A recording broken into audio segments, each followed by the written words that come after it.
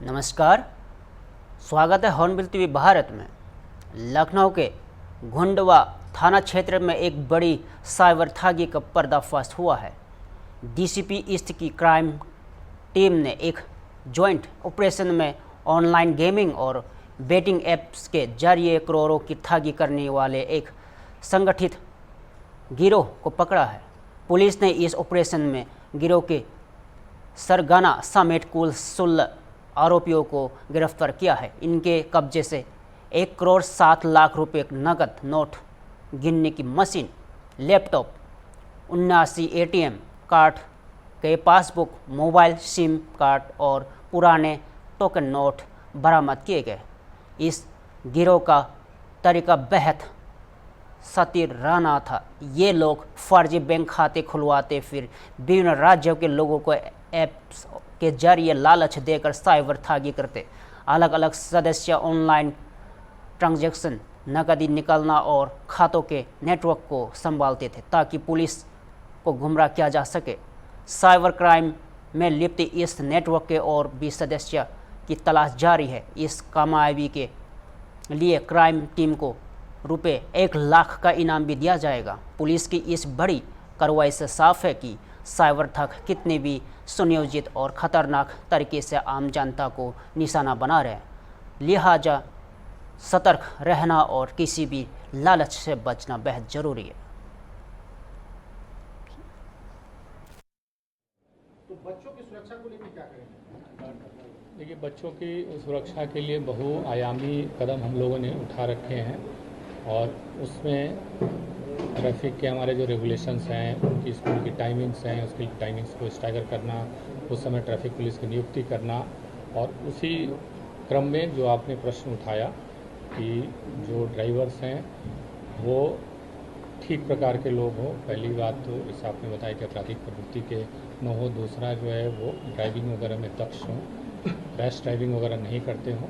तो समय समय पर हमारे टीम के द्वारा, डीसीपी साहिबान के द्वारा, ट्रैफिक पुलिस के द्वारा, इवन आरटीओ के द्वारा कई तरीके से इवन मीटिंग्स करके स्कूल के जितने हमारी मैनेजमेंट हैं, स्टाफ हैं, उनको समय समय पर उनको संवेदनशील बनाने हेतु आगाह किया गया है, मीटिंग की गई है और आगे भी ये कदम जारी रहेगा। आपने उठाया, ये भी उनके संज्ञान में लाया जाएगा और हमारी कोशिश रहेगी कि हम स्कूल के मैनेजमेंट के माध्यम से ऐसे प्रयास करें कि कोई भी आपराधिक प्रवृत्ति का ड्राइवर वो एम्प्लॉयड ना हो।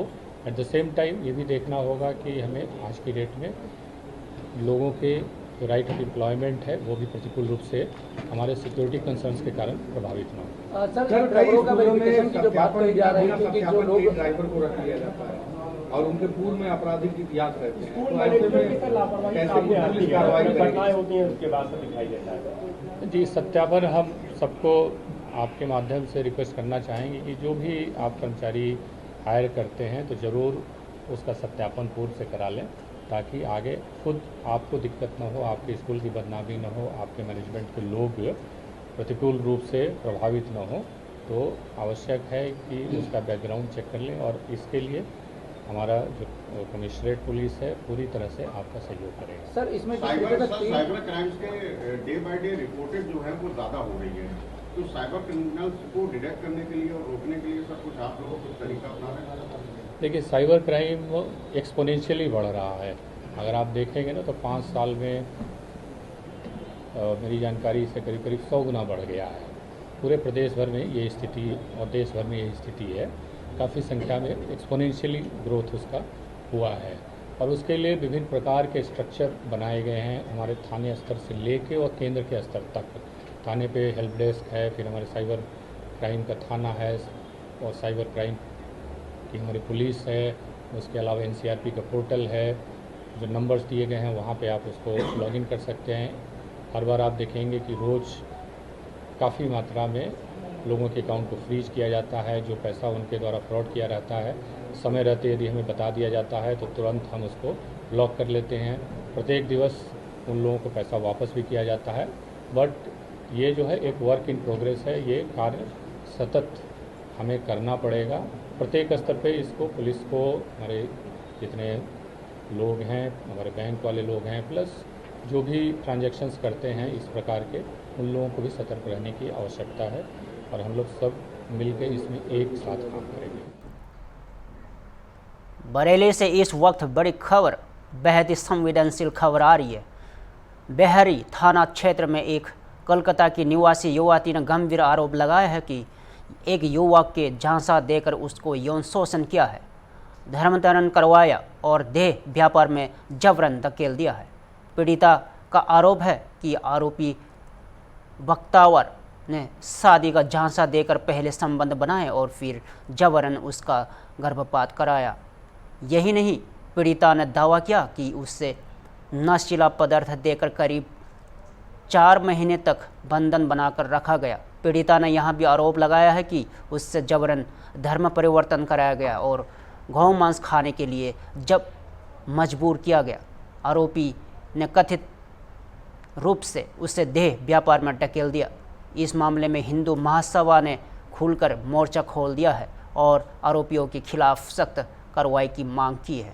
महासभा ने इसे छांगुर बाबा गैंग की साजिश बताते हुए बड़े धर्मांतरण रैकेट का हिस्सा करार दिया है। फिलहाल पीड़िता की तहरीर पर एफआईआर दर्ज की जा चुकी है और पुलिस मामले की जांच में जुटी है। बेहरी थाना के क्षेत्र के मदनपुर सुमाली गांव के इस वारदात ने पूरे इलाके को हिलाकर रख दिया है। हम आगे भी इस खबर को नज़र बनाए रखेंगे। आगे देखिए। चंदा कुमारी, कहाँ की रहने वाली हैं? कलकत्ता की। ये जो आप कोतवाली में शिकायत करने आई हैं, किस चीज़ की शिकायत है? शिकायत अपनी बताओ। मैं एक लड़के से ना बात करती थी इंस्टाग्राम से। क्या नाम है उस लड़के का? बख्तावर, कहाँ रहता है? मंडलपुर में। हैडी। हाँ, क्या है घटना? कोई शिकायत है? उसने मुझको पहले तो हिंदू बता के पहले शादी किया, ले आके उसके बाद फिर अपने घर में ला कर रखा, फिर उसने ना ऐसे धंधा उंधा कराना चालू कर दिया और घर से निकलने नहीं दे रहा था। कितने महीने से आप हैं? 4 महीने से 3 उसके घर पे, और घर से निकलने नहीं देते, नींद की गोली दे रहा था। सब अपने दोस्तों को बुला के ना ऐसे गलत धंधा करवा रहा था। आप जब उसके पास आई थी तो आपको ये नहीं पता था ये मुसलमान है? नहीं, मुझको बाद में पता चला। कैसे पता चला? जब उसके घर पे जब गई ना, उनकी मम्मी मुझे देखा तब पता चला मुझको। तो आपने फिर वहाँ से जाने की कोशिश की? हाँ, मैं भागने के लिए कोशिश की थी। उन्होंने बोला कि मैं थाने में ना ऐसे सब चीन पहचान किए। तो जब मैं बोली थाने में जाकर बोलूँगी, तो बोले मैं थाने में चीन पहचान किया, तो बोलेगी तो मैं काफी से खवा दूँगा, ऐसे ऐसे धमकी दे रहा था। कौन से थाने की बात बताई? ये बेहरी थाने में बताया था क्या बताया?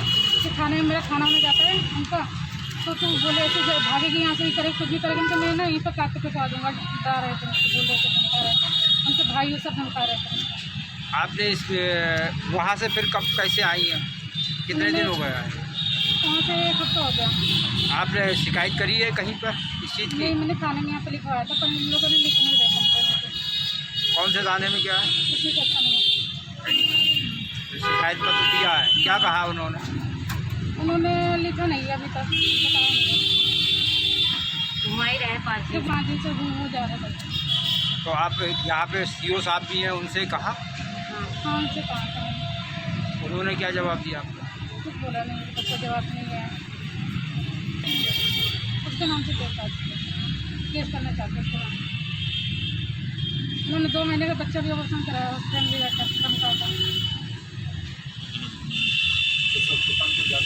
नहीं, ये सब हॉस्पिटल यहीं पर है, बेहरी का है। क्या हुआ वहाँ पे? ऑपरेशन कराया था कितने दिन पहले? 1 हफ्ता हो गया, अभी अगले हफ्ते करवाया था। राजकमल सिंह, अखिल भारत हिंदू महासभा का प्रदेश प्रचारक हूँ।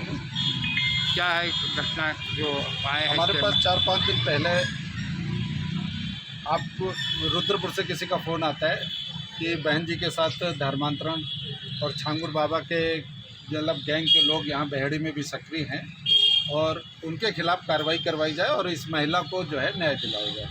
इस संबंध में मैंने सीओ साहब से बात किया, कोतवाल साहब से बात किया और 18 तारीख को हमने जो है सीओ ऑफिस में कोतवाल साहब को बयान मतलब एक तहरीर भी दिया, उस पर कार्रवाई होनी चाहिए। लेकिन यहाँ की पुलिस जो है उन जिनको गिरफ्तार करना चाहिए उनको भगा दिया, वो लोग अब फरार हो चुके हैं। हमसे कहते हैं कि वहाँ घर में ताला बंद है, किसके खिलाफ कार्रवाई करें, उनके घर में अब कोई नहीं है। ये पुलिस की लापरवाही है। हम चाहते हैं कि पुलिस को ऐसा नहीं करना चाहिए। उसी दिन जब हमने तहरीर दिया था तो उनके घर वालों को गिरफ्तार करना चाहिए। उनके भाई जो है, लड़के का भाई जो है, वो अभी भी इनको धमकी दे रहा है। परिवार के लोग धमकी दे रहे हैं, परिवार के लोग यहाँ रह भी रहे हैं। तो इस तरीके से जैसे धर्मांतरण के मतलब हिंदू बन करके फिर धर्मांतरण कराना, फिर ज़बरदस्ती गोमांस खिलाना, ये सरासर हमारे हिंदू समाज के साथ गलत हो रहा है। हम चाहते हैं कि ऐसे असामाजिक तत्वों के खिलाफ जो छांगुर बाबा का गैंग के सदस्य बन करके यहाँ पे काम कर रहे हैं, बहेड़ी को हमारे बदनाम कर रहे हैं, ऐसे लोगों के खिलाफ सख्त कार्रवाई हो और इसको संज्ञान लिया जाए। हम लोगों ने महिला आयोग की सदस्य श्रीमती पुष्पा पांडे बहन जी से भी संपर्क किया है और वो भी अपने स्तर से अब कार्रवाई करवाएंगे। शर्मनाक खबर उत्तर प्रदेश के गोरखपुर से सामने आ रही है। ट्रेनिंग में आई महिला सिपाहियों के बाथरूम में कैमरा मिलने से हड़कंप मच गया है। 3 महीने से बाथरूम में कैमरे की मौजूदगी से परेशान महिला सिपाहियों ने आज विरोध दर्ज कराया। मामले को लेकर समाजवादी पार्टी के राष्ट्रीय सचिव अवलेश सिंह ने योगी सरकार पर जोरदार हमला बोला है। उन्होंने मुख्यमंत्री के गृह नगर गोरखपुर में हुई इस घटना को महिला सुरक्षा की खुली नाकामी बताया। सपा ने इस पूरे मामले में डीजीपी से मांग की है कि तत्काल एफआईआर दर्ज कर दोषियों पर सख्त कार्रवाई की जाए। महिला सिपाहियों की निजता और सुरक्षा से जुड़े इस गंभीर मामले से सरकार और पुलिस प्रशासन की कार्यशैली पर बड़े सवाल खड़े कर दिए हैं। चलिए आपको सुनवाते हैं सपा नेता अवलेश सिंह का बयान।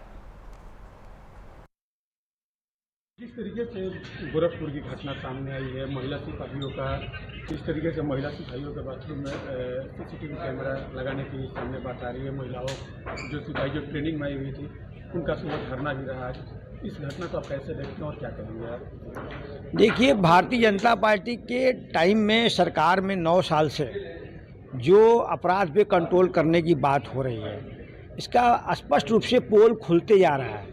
आज हमारे देश की बेटी बहनें ही सुरक्षित नहीं प्रतीत हो रही हैं। मुख्यमंत्री का शहर गोरखपुर है, जिस शहर में आज 3 महीने से वॉशरूम में जैसे बेटियां चिल्ला चिल्ला के कह रही हैं और बेहोश होकर गिर रही हैं, देखने से प्रतीत होता है कि जहां पर 3 महीने से रिकॉर्डिंग हो रही हैं, उन बेटियों का ऊपर क्या गुजर रहा होगा, यह बहुत सोचने की बात है।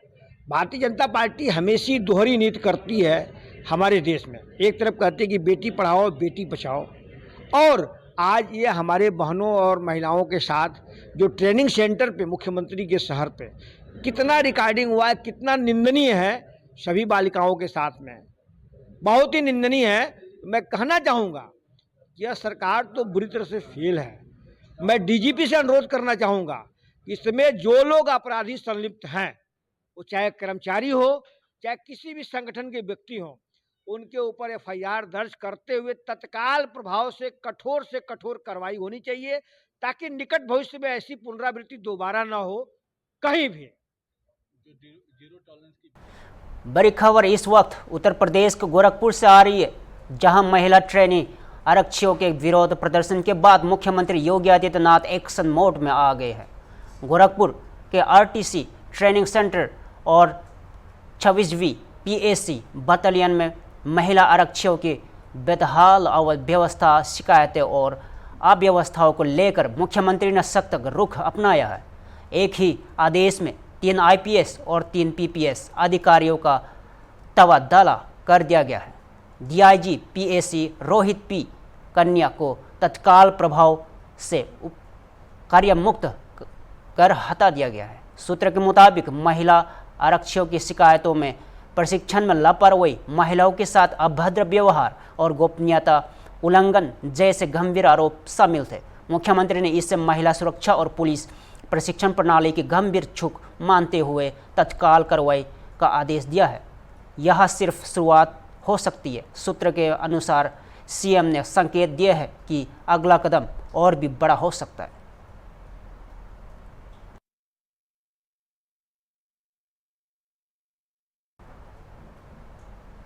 मुख्यमंत्री योगी आदित्यनाथ ने आज अपने गृह जनपद में जनता दर्शन कार्यक्रम आयोजित किया, जिसमें बड़ी संख्या में फरियादी शामिल हुए। स्थानीय अधिकारियों की अनदेखी और दबंगों की दबिश से परेशान लोगों ने सीधे मुख्यमंत्री को अपनी समस्या बताई। सीएम योगी ने सभी की शिकायतें गंभीरता से सुनी और जिम्मेदार अधिकारियों को तत्काल समाधान का निर्देश दिया है। विशेष बात यह रही कि कई पीड़ितों की समस्याओं का मौके पर ही समाधान कर दिया गया। मुख्यमंत्री ने साफ कहा, जनता की समस्याओं को टलना नहीं, तुरंत कार्रवाई हो। और तलाब है कि सीएम योगी अपने जनता दर्शन कार्यक्रमों के जरिए सीधे संवाद कर जनता को भरोसा देते रहे। गोरखपुर से ऐसे ही तस्वीरें शासन के प्रति विश्वास को और मजबूत करती है।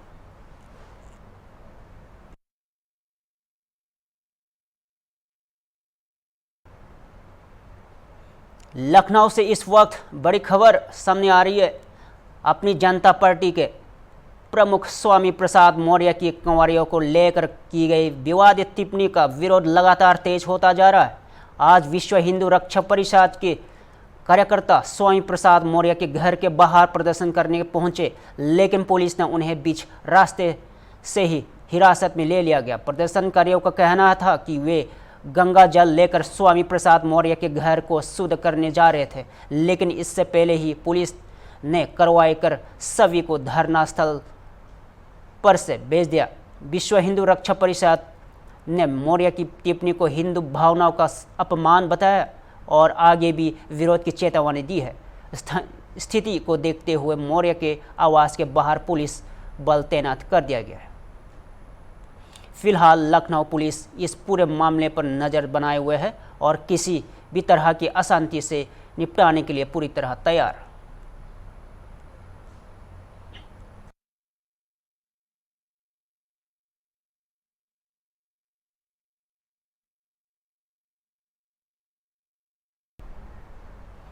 मध्य प्रदेश के बैतूल जिले से जहां सतनेर गांव के करीब 30 छात्र ने इन दिनों 9वीं कक्षा में दाखिल को लेकर परेशान हैं। इन बच्चों ने अपनी पिछली कक्षा तो पास तो कर ली, लेकिन सरकारी हाई स्कूल प्रशासन और उम्र कम होने के हवाला देकर उन्हें दाखिला नहीं दे रहा। बीते 2 महीने से छात्र छात्राएं और उनके माता पिता स्कूल के चक्कर काटते रहे, लेकिन कोई समाधान नहीं निकला। बुधवार को मजबूर होकर ये बच्चे अपने माता पिता के साथ बैतूल कलेक्ट्रेट पहुंचे और कलेक्ट्रेट नरेंद्र कुमार सूर्यवंशी से मिलकर अपनी समस्या बताई। पालकों का कहना है कि स्कूल सत्र शुरू हो चुका है, बच्चे अब पढ़ाई से वंचित है। उम्र के आधार पर रोक बच्चे के भविष्य के साथ अन्याय है। कलेक्ट्रेट के इस मामले को गंभीरता से लेते हुए जिला शिक्षा अधिकारी और सहायक आयुक्त आदिवासी विकास को तत्काल तलब किया है। साथ ही निर्देश दिए गए हैं कि बच्चे के साथ भविष्य को देखते हुए शीघ्र सकारात्मक समाधान निकाला जाए। आप सुनिए मुद्दे पर क्या कह रही है। सर, ये सातनेर के कुछ बच्चे हैं, 30 बच्चे जिनका एडमिशन नहीं हो पा रहा है, क्या मामला था और किस तरह उसको सुलझाया गया है? 30 बच्चे नहीं है। देखिए, नई शिक्षा नीति में ये प्रावधान है कि 6.5 वर्ष की आयु में बच्चे का पहली क्लास में एडमिशन होगा। तो पिछले साल भी ये प्रॉब्लम आई थी कि जब बच्चा 13 साल की उम्र को कंप्लीट कर लिया हो तो माध्यमिक शिक्षा मंडल में उसका एनरोलमेंट हो पाता है। तो कंप्यूटर में चूँकि ये प्रावधान नहीं है, अब हमारे जो 9th में एनरोल करने के लिए जब बच्चों को जा रहे हैं, तो यदि बच्चे 1/4/2025 को 13 वर्ष से उम्र उसकी कम है तो कंप्यूटर नहीं ले रहा। तो प्राचार्य ऐसे में अपनी सेफ साइड के लिए अपने पालकगण से लेके एक अंडरटेकिंग ले लेते हैं कि यथासंभव होगा एडमिशन, बच्चों का एनरोलमेंट भी हो जाएगा, लेकिन एक अंडरटेकिंग रहेगी कि यदि मंडल का निर्णय ऐसा होता है या शासन का निर्णय होता है तो स्कूल की जवाबदारी नहीं होगी। और प्राचार्य को हमने इसकी जानकारी से अवगत करा दिया है। अभी प्राचार्य से बात कर ली गई है और सातनेर का मामला है, वहाँ पे इन बच्चों को स्कूल में बैठने भी दिया जा रहा है और पढ़ाई भी करने दी जा रही है। ये जानकारी बच्चों को पहले क्यों नहीं दी गई? पालक को 1 महीने से भ्रमित कर रहे थे स्कूल पूरा। अभी प्रिंसिपल साहब से मेरी जो बात हुई है और एसी सहायक आयुक्त महोदय की बात हुई, जिला शिक्षा अधिकारी महोदय की भी हुई, उन्होंने यही बताया कि हमने पालकों को बता दिया था। इवन कुछ स्कूल हैं वहाँ पर जो अशासकीय विद्यालय में जो बच्चे पढ़ करके अभी आए हैं, केवल उन्हीं के 8 या 10 बच्चों की प्रॉब्लम है, उनके भी मैनेजमेंट को बता दिया था और पालकों को भी बता दिया था। बात वहीं से शुरू हुई है कि उन्होंने कहा साहब हमसे लिखा के क्यों ले रहे हैं। तो इसमें ऐसा स्कूल का कोई प्रॉब्लम नहीं है। माध्यमिक शिक्षा मंडल के जो फॉर्मेट है पूरे स्टेट के लिए, जिसमें 1/4/2025 को 13 साल की उम्र ज़रूरी है, तो ये प्रावधान मंडल के स्तर से ही अब उसमें रिलैक्सेशन मिलेगा, जैसे पिछले वर्ष भी मिला था। मिल जाएगा उसमें, इस बार भी मिल जाएगा। सर, ये सातनेर स्कूल के कुछ बच्चे आए थे जिनको 8वीं से 9वीं में प्रवेश नहीं मिल पा रहा था, तो वो सर पूरा क्या मामला है, क्या उनको निर्देश दिए? देखिए, अभी जो आपके समक्ष जो बच्चे आए थे वो हायर सेकेंडरी स्कूल सातनेर में एडमिशन से संबंधित थे। 8वीं से पास आउट होके 9वीं में उनका प्रवेश था। उनकी उम्र को लेके प्राचार्य को कुछ कन्फ्यूजन था। 13 और 14 साल का जो उम्र के हिसाब से रहता है। जिला शिक्षा अधिकारी ऐसे ट्राइबल को बुलाया गया और प्रिंसिपल के कंसेप्ट क्लियर किए गए हैं। कहीं कुछ नहीं है, नियमानुकूल बच्चों को प्रवेश दिया जाएगा। सही बच्चों से चर्चा भी हुई है, बच्चे ने भी संतोष व्यक्त किया है, उनके माता पिता ने भी किया है। जिला शिक्षा अधिकारी और एसी ट्राइबल दोनों इस काम में लगे हुए हैं और बच्चों के जो पढ़ाई की जो एक अनवरत सिलसिला है उसको हम कायम रखेंगे। जी, क्या नाम है आपका? रामेश्वर झपाटे। कहाँ से हैं आप? सातनेर। क्या दिक्कत हो रही थी बच्चों को एडमिशनों को लेकर, क्या परेशानी है? बच्चों का एडमिशन नहीं हो रहा था। शासकीय स्कूल के जो प्राचार्य है वो उम्र को लेकर बोल रहे थे कि इनकी अभी उम्र पूरी नहीं हुई है, इसलिए एडमिशन नहीं होगा। कौन सी क्लास में एडमिशन? 9th में। कितने बच्चे हैं वहाँ पर जिनके एडमिशन नहीं हो पा रहे? 15 से 20 बच्चे। तो कहाँ दिक्कत हुई है, क्यों बच्चों की उम्र कम आ रही है? क्योंकि ये पहले से तो पढ़ ही रहे हैं और 9वीं में भी पहुँचे हुए हैं, तो कहाँ दिक्कत हुई थी? सर वो तो पता नहीं, लेकिन उम्र में 1 अप्रैल का हवाला दे रहे हैं कि 1 अप्रैल को जो बच्चे 13 वर्ष की नहीं हुए हैं उनका एडमिशन नहीं होगा। कब से आप लोग परेशान थे? 1 महीने से परेशान हैं हम, और नया सत्र चालू हो गया पढ़ाई का, काफ़ी दिन हो गए। अच्छा, आज कहाँ पर आए थे और क्या फिलहाल में निराकरण निकले? कलेक्टर साहब के पास आए थे। क्या बात? कलेक्टर साहब ने बोला कि एडमिशन हो जाएगा। ऐसा नई शिक्षा नीति जो है पिछले बार लागू हुई थी, इस बार उसको उस नीति को निरस्त कर दिया गया है। मतलब बच्चों का एडमिशन हो जाएगा? हो जाएगा एडमिशन। संतुष्ट हैं? जी।